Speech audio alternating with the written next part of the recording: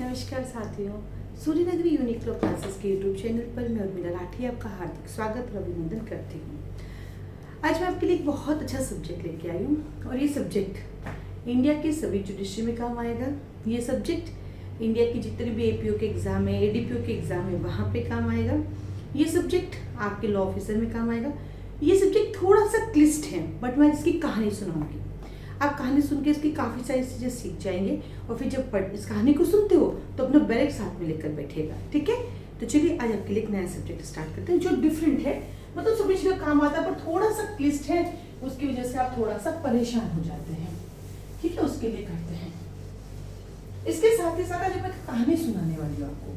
ये कहानी आपकी लाइफ को बदल के रखेगी। ये मेरी गारंटी तो नहीं कह सकती मैं, बट हाँ मैं दावा कर सकती हूँ कि इस कहानी से आपको आपकी लाइफ में आपको अपनी नौकरी पाने के लिए एक नई उम्मीद मिलेगी और एक नया वे मिलेगा। यानी ये कहानी आपको हेल्प करेगी। एक बार की बात है, बादलों ने कहा किसानों से कि अब हम अगले 10 वर्ष तक नहीं बरसने वाले हैं। किसानों ने कहा ठीक है, अब क्या करें, 10 वर्ष 10 ईयर्स तक तो आएंगे नहीं, पानी बरसेगा नहीं, तो हम खेती कैसे करेंगे। तो किसानों ने अपने सारा सामान इकट्ठा करके पैक कर दिया। उसमें से एक किसान था, बट वो अभी भी हल जोत रहा था और अपनी लैंड को यानी अपनी भूमि पर अपना काम कर रहा था। तो उधर से बादल निकल रहे थे और बादल ने उस किसान से कहा हंसते हुए, तो ये क्या कर रहा है, अगले 10 साल तक तो हम वैसे पानी नहीं देने वाले, हम बरसने ही नहीं वाले हैं, तो तुम क्यों कर रहे हो ये। तो उस किसान ने बहुत अच्छा जवाब दिया, क्या आप बिल्कुल सही हो कि अगले 10 साल तक आप नहीं आएंगे, नहीं बरसेंगे, लेकिन अगर मैंने हल जोतना छोड़ दिया और 10 ईयर्स में अगर मैं हल जोतना भूल गया तो 10 साल बाद मैं कैसे करूंगा।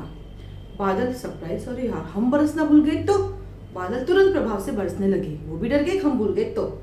यानी उस किसान की मेहनत रंग लाई, बादल बरसे, पानी आया और उसका काम सफल हुआ। और जो बाकी सब ने अपने बिस्तर बंद कर दिए वो पीछे रह गए। ठीक वैसे आप में से बच्चे एग्जाम देकर आते हैं, प्री का एग्जाम देने के बाद आप लोग हार मान लेते, मेरे नंबर कम आ रहे हैं, मेरा नहीं होगा, वहीं आप लोग हार मान के बैठ जाते हैं। और कुछ होते जुझारू जो करते रहते। इसका एक एग्जाम्पल तो मैं भी हूँ। मैं हर महीने बैच चलाती हूँ, मुझे पता है हर महीने मेरे पास 500 बच्चे नहीं आएंगे, 50 बच्चे भी नहीं आएंगे, 10 बच्चे भी नहीं आएंगे, बट मैं ये उम्मीद करती हूँ 2 तो आएंगे ना। ठीक है, दो करते 100 हो जाएंगे। अगर मैं ये सोच के बैठ जाऊँ मुझे 50 ही चाहिए, मैं तो जून में चलाऊंगी बैच, मुझे 50 बच्चे चाहिए, 100 दिसंबर में चलाऊंगी, क्यों, मैं चलाती रहती हूँ, मुझे चलता रहता है। जुझारू बनते रहो। मैं यूट्यूब पे आई थी, मुझे लगा कैसे करूँगी, करती गई ना। थोड़ा सा भी आपको 1-2 लोगों का मैसेज आता है, साउंड में थोड़ा प्रॉब्लम है, धीरे धीरे इसको भी ठीक करेंगे। अभी थोड़ा बाहर नहीं जा पा रही हूँ, कोरोना खत्म नहीं हुआ ना, तो धीरे धीरे इसको भी ठीक करेंगे, साउंड को भी ठीक करेंगे। बाकी इतना आवाज़ आ रही है आप समझ सकते हो। चलिए स्टार्ट करते हैं कहानी। आज हम कहानी सुनाएंगे आपको, एक कहानी के साथ आपको पूरा इंडियन एविडेंस एक्ट बताएंगे। Indian evidence act 1872, act number 1 of 1872, divided 3 part.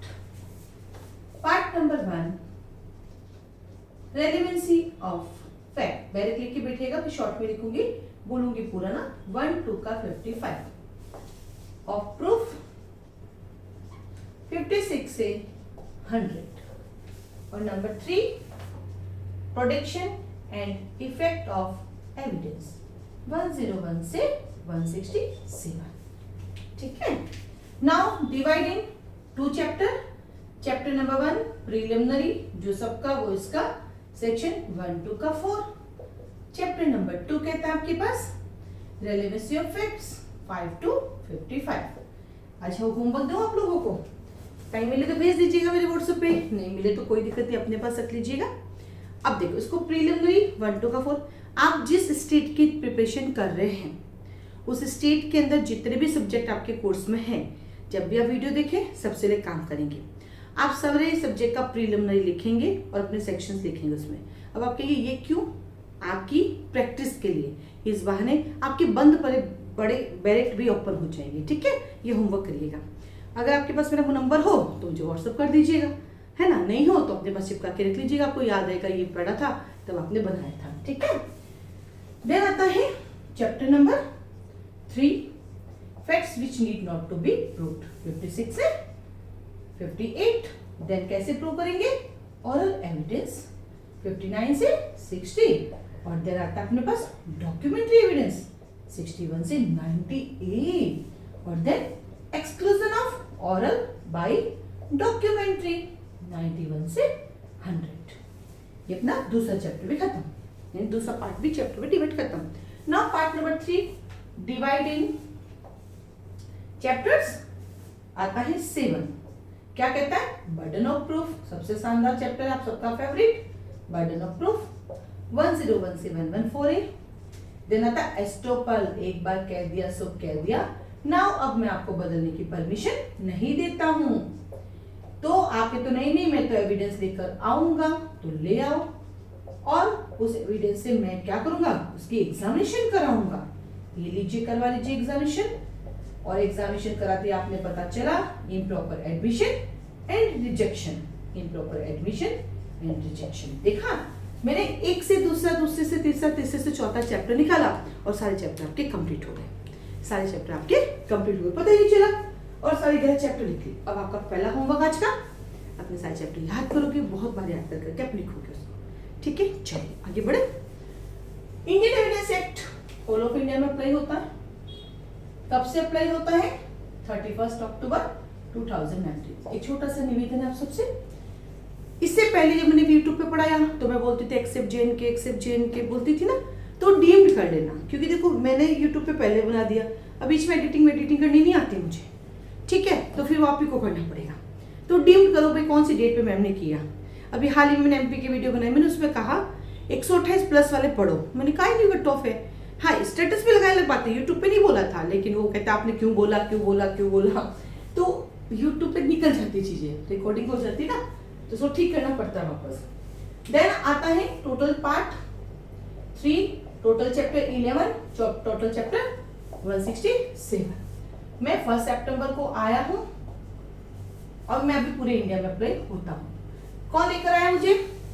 Sir Stephen साहब लेकर आए मुझे। स्टीफन साहब ने बनाया मुझे, बहुत ही क्लिष्ट बनाया है, बड़ा खतरनाक के बनाया है। अब स्टीफन साहब तो है नहीं, तो क्या करें अपन को इजी करके पढ़ना पड़ेगा, ठीक है। देन आता है मैं कैसा लॉ हूं? मैं लेक्स फॉरी लॉ हूं। मैं कैसा लॉ हूं? मैं लेक्स फॉरी लॉ हूं। आपके पास एक और एक्ट है, लिमिटेशन एक्ट, वो भी लेक्स फॉरी लॉ है। देन इंडियन एविडेंस एक्ट कहता है कि मुझे पढ़ने के लिए मेरे 3 गोल्डन रूल याद करो। क्या करो? मेरे गोल्डन रूल याद करो। मेरे पास 3 गोल्डन रूल है, 1 2 3। पहला, मैं हमेशा फैक्ट एंड इश्यू से कनेक्टेड रहूंगा, मैं उन्हीं चीजों की बात करूंगा जो फैक्ट एंड इश्यू से रिलेटेड और कनेक्टेड है। दूसरा, बेस्ट एविडेंस, हमेशा बेस्ट एविडेंस प्रोड्यूस किए जाएंगे, सर्वोत्तम साक्ष्य पेश किए जाएंगे।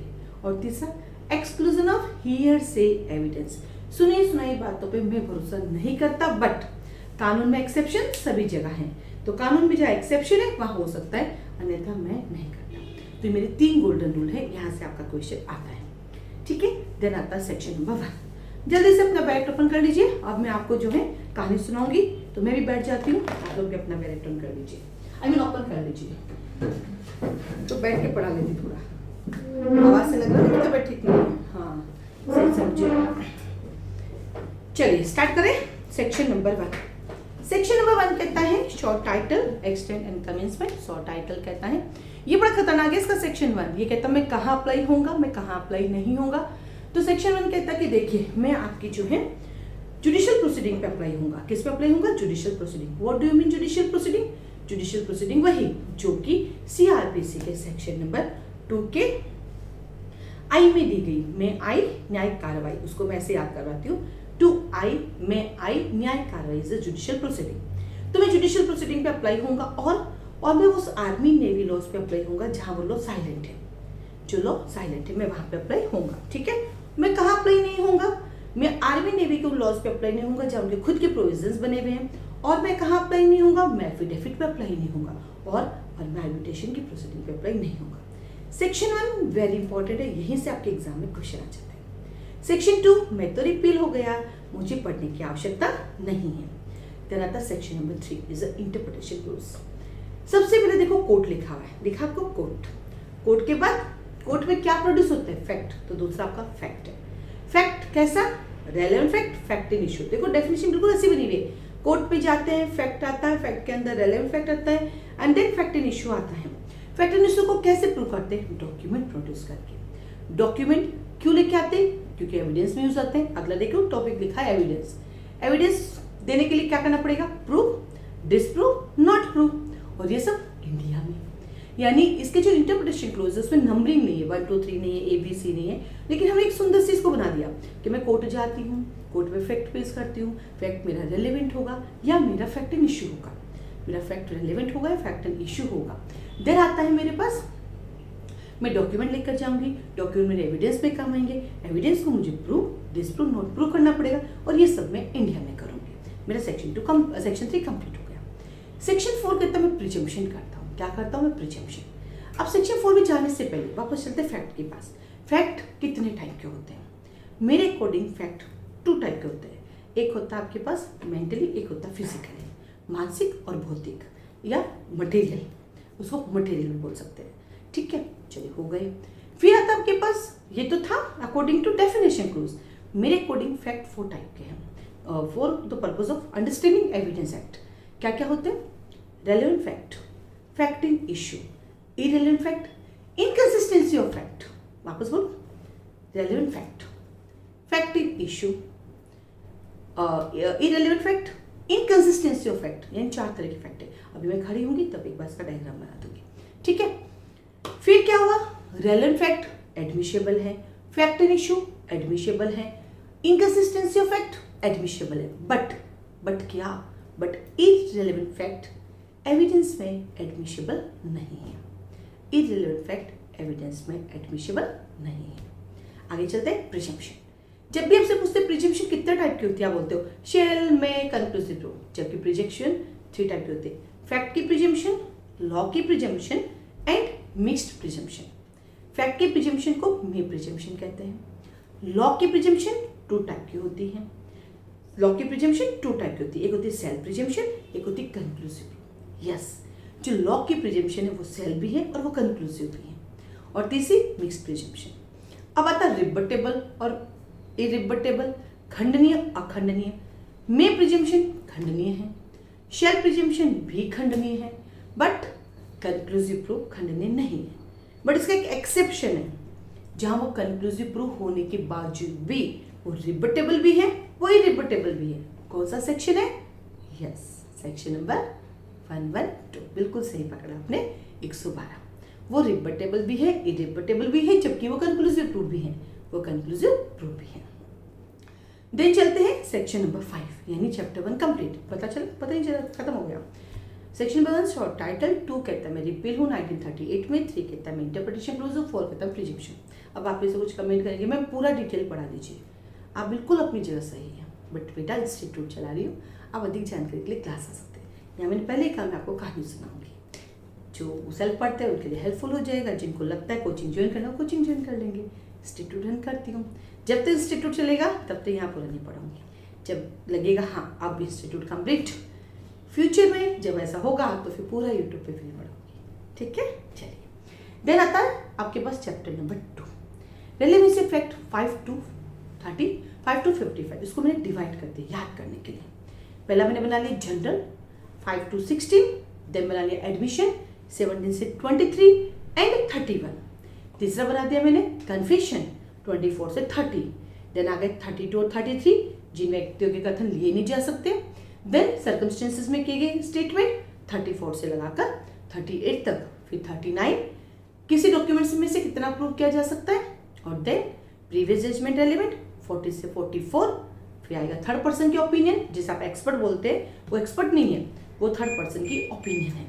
कहाँ से कहाँ तक है थर्ड पर्सन की ओपिनियन? सेक्शन नंबर 45 से 51। वहां पे 2 तरह के विटनेस है, एक एक्सपर्ट विटनेस है, एक जनरल विटनेस है। जैसे एक्सपर्ट विटनेस है 45, 45A, 46, फिर 47, 47A, 48, 49, 50 और 51 जो ना वो आपके कैसे हैं? वो आपके जनरल विटनेसेस हैं। देन आता है कैरेक्टर ढीला है 52 से 55 तक। ये जो एक्सपर्ट आ रहा है उसका खुद का कैरेक्टर तो देखो, उसके बाद हम डिसाइड करेंगे। ठीक है, तो 55 तक। तो ऐसे करके अपन ने याद करने के लिए इसको डिवाइड कर दिया, थोड़ा इजी कर दिया, क्योंकि थोड़ा क्लिष्ट है, मुश्किल से याद होता है, तो ये इजी प्रोसेस किया मैंने। अब आइए सेक्शन नंबर 5। सेक्शन नंबर 5 कहता है कि मैं फैक्ट एंड इशू और रेलेवेंट फैक्ट का एविडेंस देता हूँ, उसके एग्जिस्टेंस और नॉन एग्जिस्टेंस का एविडेंस देता हूँ, उसके अलावा किसी और का नहीं।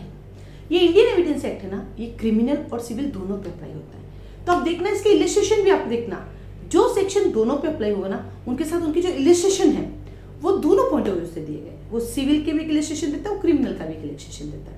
ठीक है, फिर इस पे एक्सप्लेनेशन भी दिए रखा है कि सिविल मैटर में कैसे आप प्रूव करेंगे। देन सेक्शन 6 सेम ट्रांजैक्शन रेस जेस्टे, बिल्कुल सही पकड़े। रेस जेस्टे का सिद्धांत है जो same time same place different time different place में हो सकते हैं। 4 इलिस्ट्रेशन इसमें दिए गए हैं, 2 सिविल के 2 क्रिमिनल के। इलिस्ट्रेशन भी याद करना, जब बेटा इलिस्ट्रेशन बेस्ड क्वेश्चन आते हैं तो याद करने पड़ेंगे, क्योंकि कई बार इलिस्ट्रेशन आपको लगता है सेक्शन 8 का मीनिंग निकाल रहा है, वो 6 का निकाल रहा होता है। कई बार इलिस्ट्रेशन आपको लगता है सेक्शन 9 का है, वो 6 का हो जाता है।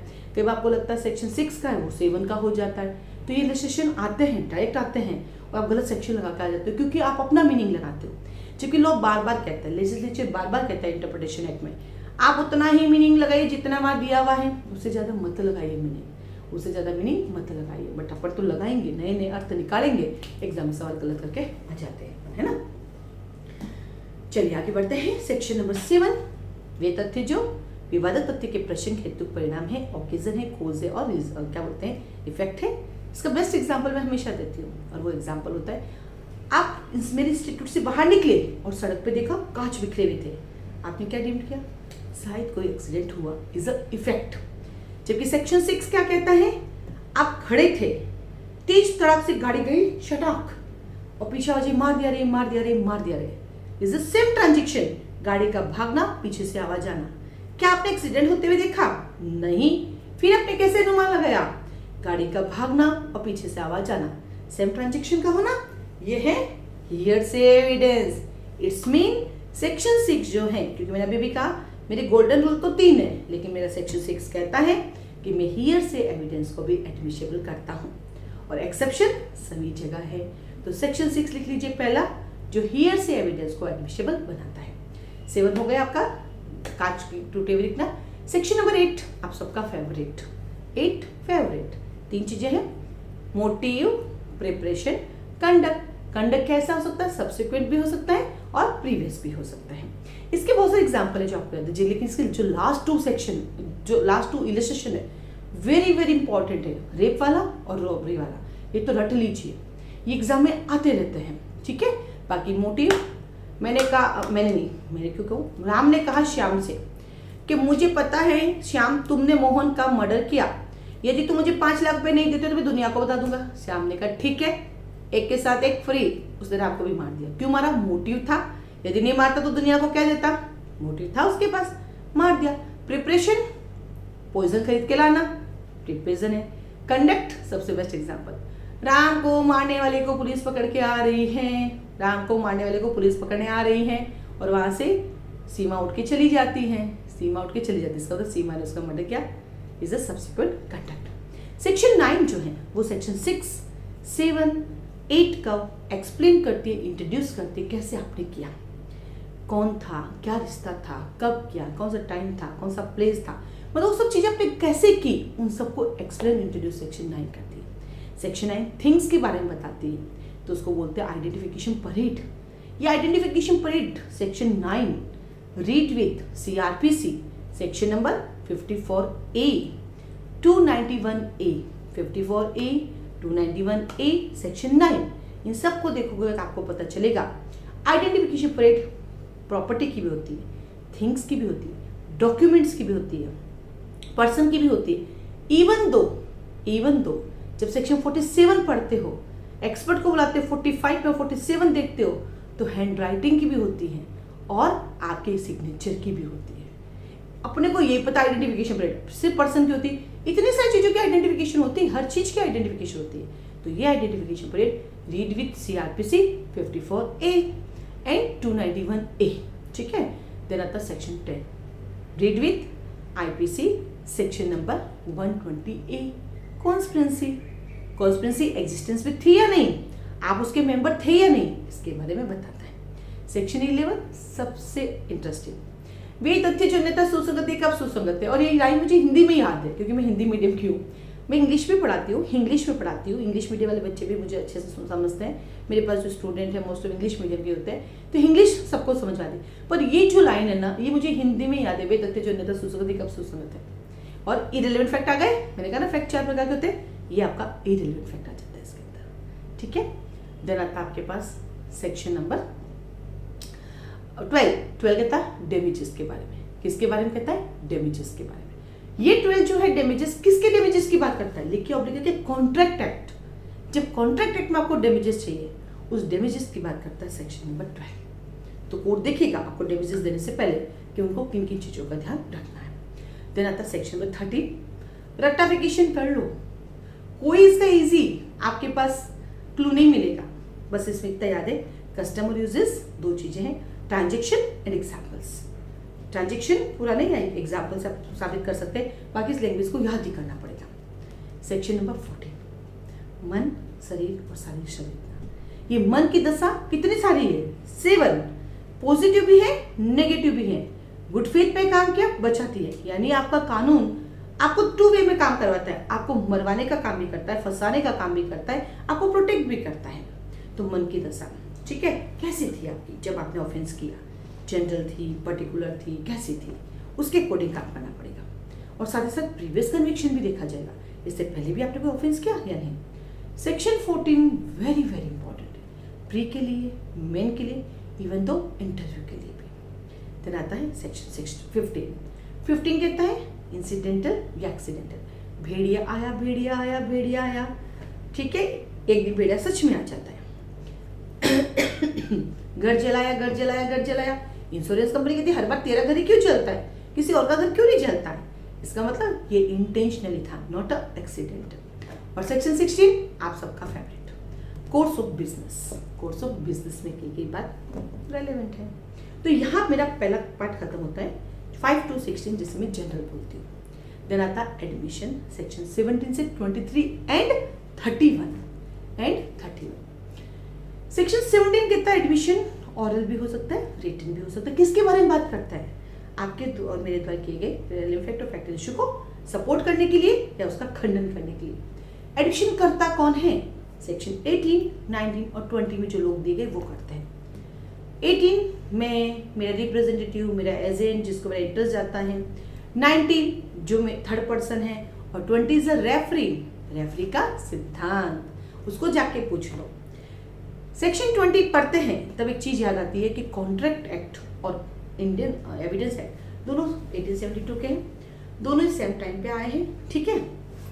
दोनों के आने की जन्मदिन की डेट भी एक है और दोनों की चीजें भी मिलती है।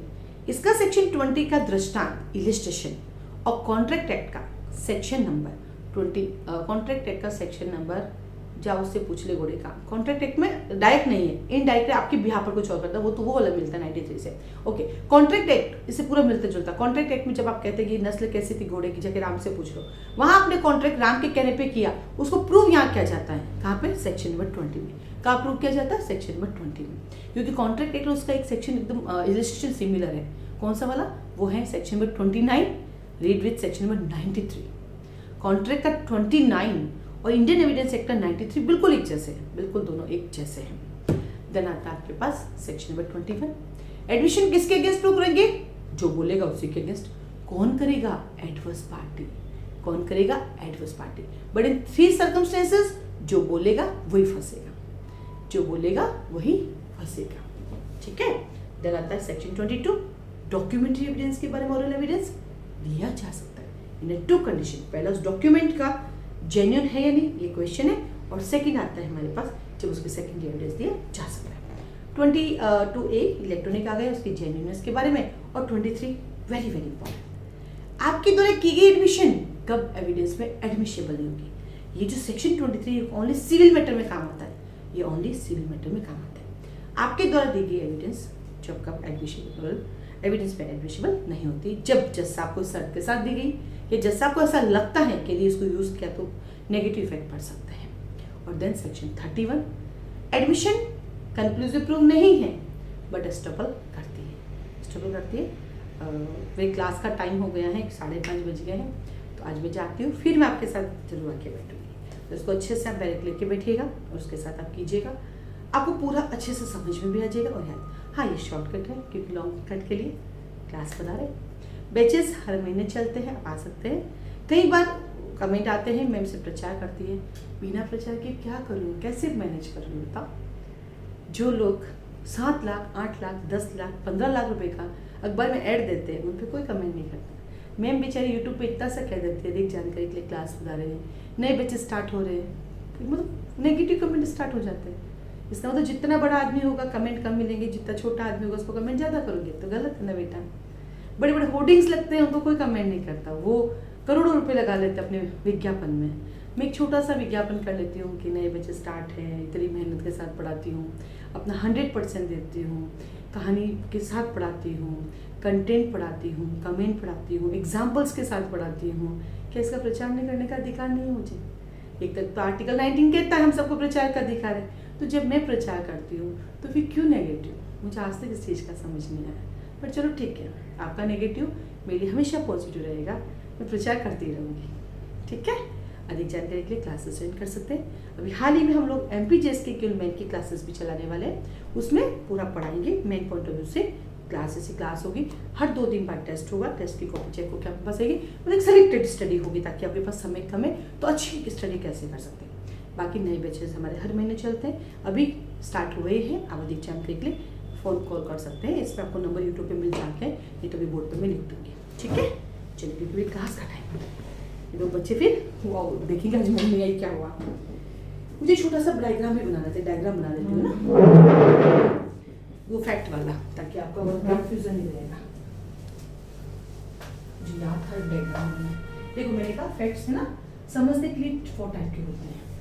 पहला रेलेवेंट फैक्ट, दूसरा फैक्ट इन इशू, तीसरा इररेलेवेंट फैक्ट और चौथा इनकंसिस्टेंसी ऑफ फैक्ट। ये भी एडमिशेबल है, ये भी एडमिशेबल है और ये एडमिशेबल नहीं है और इनकंसिस्टेंसी फैक्ट एडमिशेबल है। ये सेक्शन 3, सेक्शन 43, सेक्शन 11 ये था, ये नॉलेज के लिए है, ठीक है। आज के लिए धन्यवाद, ऑल द बेस्ट।